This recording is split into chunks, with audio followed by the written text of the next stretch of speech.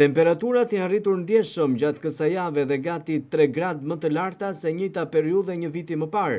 Sezoni verës dhe rritja e temperaturave përbën risk për moshat pediatrike dhe në veçanti për të moshuarit. Mjekët këshillojnë që ekspozimi në diell të bëhet jo pas orës 11 të paradites, por deri në këtë orë dhe më pas të nis pas orës 18. Goditja nga vapa dhe dielli janë shumë të rrezikshme, por sa kujdesen për shëndetin e tyre qytetarët, ja si shprehen ata. Të larta. Ja, që e shkruaj. Ja, duke ruajtur, duke mbrojtur, duke më dalë kur ka temperaturë larta, në përpem, afër në freskusit e ka pishina aty.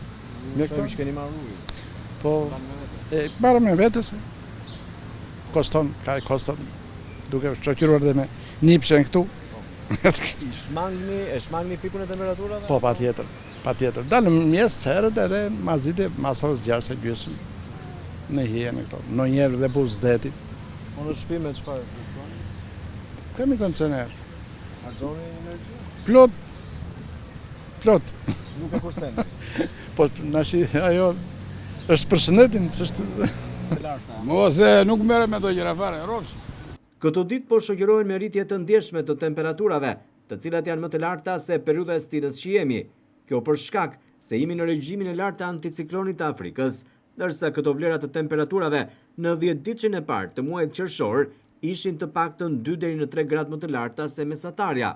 Kjo situatë suportohet me vështirësi nga qytetarët në shëndetin e tyre, por pas mesit të qershorit do të kemi ndryshime.